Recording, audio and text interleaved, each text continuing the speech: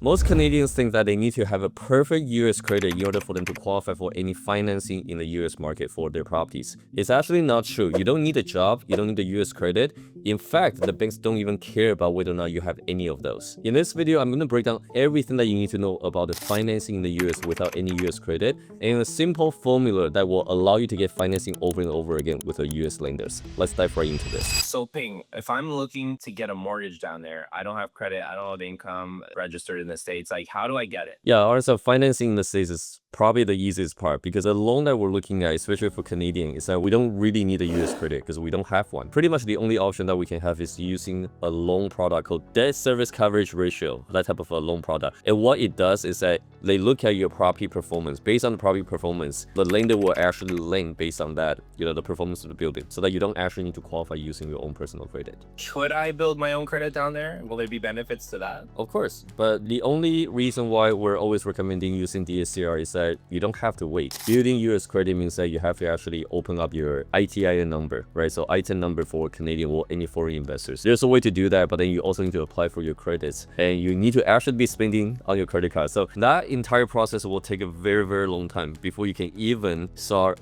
applying for a conventional mortgage. So what we like to do is that we just take the shortest route, try to qualify for DSCR loan when there's a really good deal, right, that can cover all those debt ratio, and this is where you can get that mortgage almost immediately. But is there actually like a supply of properties that meet this, or is it very hard to find this? Obviously, you have to find a property that can produce enough cash flow, right? So there's a couple different ways to do it. One is that if you go into a tier 1 city, more like a popular spots, price point is going to be much higher, but then you can use Airbnb, co-living, that kind of concept to do it. But it's just a whole nother operation. Typically, as an investor, we're looking for a passive vehicle, right? So that passive vehicle might actually be in a tier 2 city with a long-term renter. There's one thing that we always pay attention to is that going to a tier 2 city, a lot more affordable. And obviously, there's more due diligence that you have to do, but when it's affordable market and you can actually rent it out for 1% rule, this is a keyword, 1% rule for the properties in US market, typically you can get that DSCR loan qualified. Like it's not actually clear to me, like what is a tier 2 city? Let's put it this way. Tier 1 city is the major cities that we're living in. A lot of us were in BC or like Vancouver, Toronto,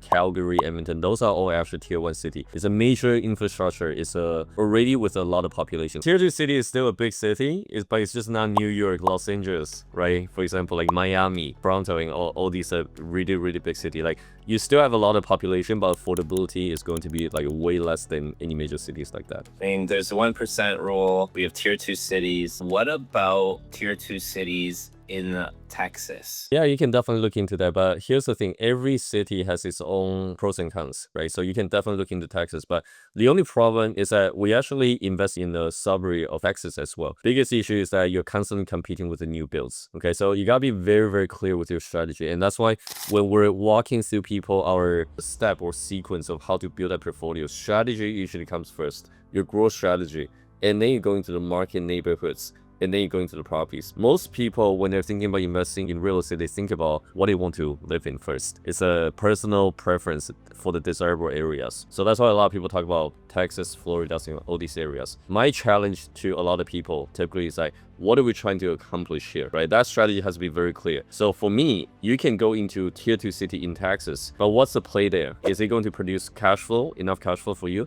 Number two is that, is there any way that you can recycle the capital out? Tier 2 city in Texas might give you the cash flow initially, but it might be very challenging for you to actually recycle the capital out because everything that you purchase, you're constantly competing with a new build. Supply and demand is always a balance in that specific market, and that's why after investing or looking into that market, we decide not to continue growing our portfolio over there. Okay, I also like Florida a lot. What about if I were to get a tier 2 city in Florida? Is that something that's possible? Of course, but at the end of the day, you just need to look at the expenses, right? Daily expenses. Florida, the biggest issue is that the insurance cost is going to be very, very high. And even if it's tier 2, we're still talking about 300K, maybe 400K, right? So can you actually meet that 1.25 ratio? For those who don't actually know what this ratio means, is that you have to take your net operating income. So your gross rent minus all the operating costs, including property tax, insurance, maintenance, and all that stuff. Once you take that out, they want to use this NOI, net operating income, to divide by the mortgage amount that you have. So the leftover has to be over 25%. And if you look at any numbers in Florida, it's extremely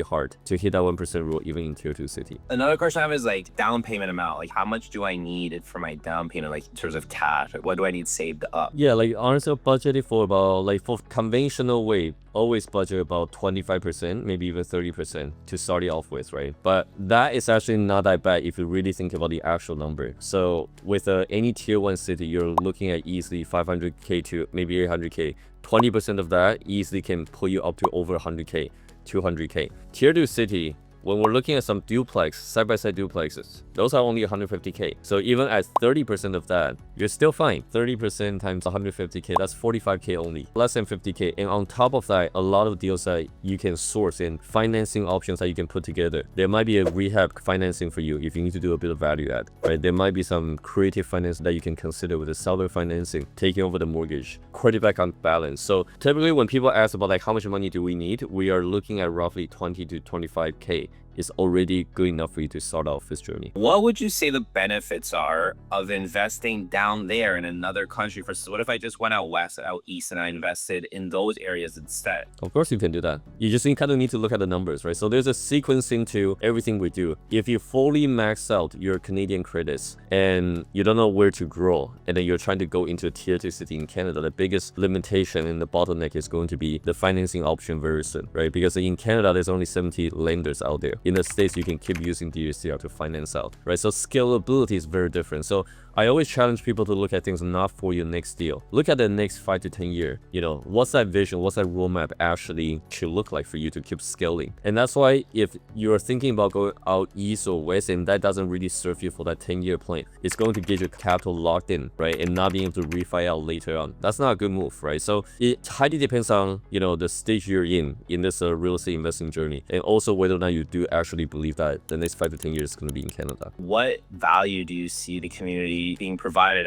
like in the day-to-day? Like what do you see happening in the community and people getting value? There's a saying that show me the 5 people that you hang out with, I can show you the future, right? Like basically the environment will dictate how far we can go. The information is always out there. That's one, I guess, biggest misconception that people think that they're buying for information. It's actually not. It's all the transformations, all the how much progress you can make by yourself, learn through all the experiences or costly mistakes, learning from other people's mistakes and try to like accelerate this whole process. Another analogy that I can provide, you can easily, let's say if you want to go to Florida, you can drive down there. Like you can literally do that. Anybody can do it. But do you want to drive or do you want to fly? It's all about choosing the right vehicle for you to get to that result outcome ASAP. And there's an opportunity cost as well, right? We're all busy with family. We're all busy with our work. More importantly, is that 150K. The later that you can deploy that capital, the later that you can start getting that cash flow appreciation, mortgage pay down, right? So that's why real estate is always like the best time to invest is always 5 to 10 years ago. Second option would be now. You need to start somewhere. So do you want to start now or do you want to jump through all the hoops and start in 2 years? Kind of like what we did before. Is it really possible to do this all remotely, or am I going to have to fly down there to go and look at my property? At the end of the day, it's all comfort level. Initially, when we first started, we drive down to the tier 2 city, we meet with the contractor, we check out the progress and all that stuff. It's to build up our comfort level and build out the infrastructure initially. Tapping into a community like us, we're still very involved in our day-to-day, like investing. You can literally tap into all those contacts right away. And this is the shortcut that a lot of people can basically enjoy by associating them with the right contacts and group. To answer your question, remote investors is very possible, right? There's a two type of people in this kind of situation. People will be like, it's too good to be true, and never want to break through that limiting belief, which was kind of what happened to us. We never actually believed in that we could expand into the US and start actually operating remotely. That's why we chose Ohio initially or Cleveland initially. It's due to the proximity. But once we really build out that foundation and understand how the standard and everything works, so far we've been acquiring properties that are completely remotely, right? You just need to have different checkpoints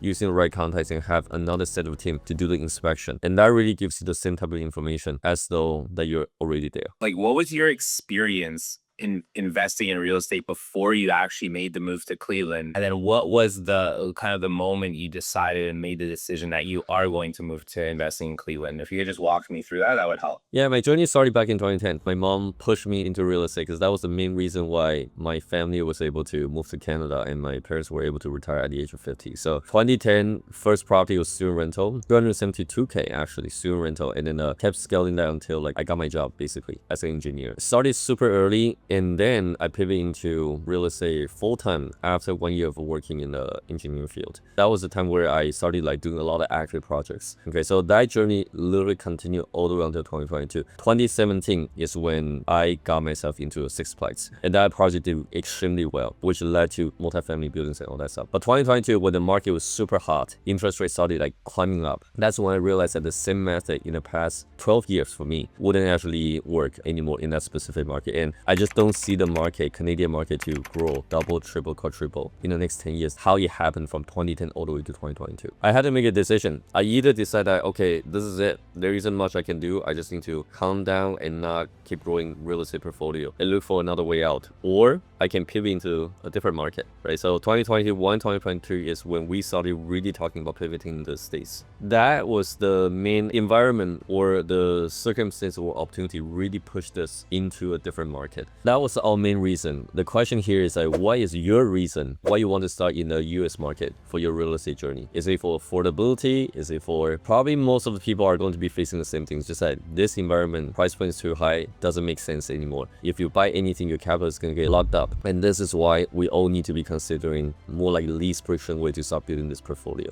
Like if I have 100K, just go put a down payment on a property for 100K. Like what can I expect as my returns and my cash flow? So that question covers quite a bit of stuff. So question first is that what's the strategy? Strategy wise in the market and neighborhood and then properties. Strategy wise, like what are you thinking though? Just buy and hold, just buy something to cash flow heavy. Couple of things I would say. Two investing philosophies that we always need to keep in mind. One is that it has a cash flow from day one. Number two is that your exit strategy to recycle your capital. So if you're buying something to hold, my recommendation is that buy something in tier 2 city, off market deals with a building equity, because the market is still growing this way. So if you can buy something in more affordable market, 100K, there's actually a couple different ways to do it. I'll give you two different options actually. One is dump that 100K into one property completely cash. And the reason why I said that is because you can literally do a cash offer, and cash offer will give you a way bigger advantage on negotiating that building equity, that discount deal. It's not something that I think we're familiar in Canada because we all need to leverage mortgage here. But in the States, the moment that you can offer cash offer, closing 7 days, 14 days, sellers actually like that over,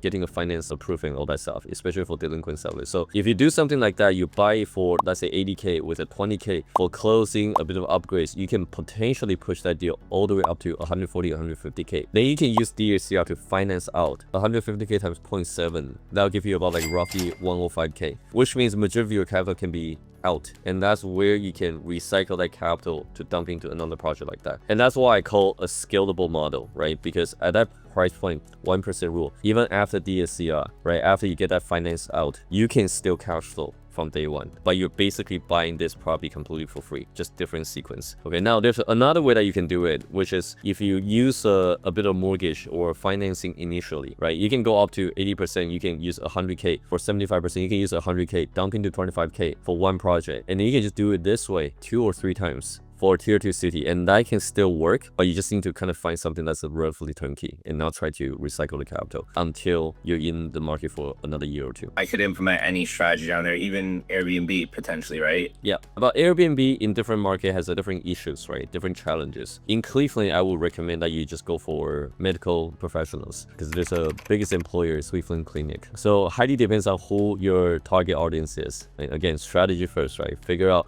what you're trying to do first before you actually pull that trigger.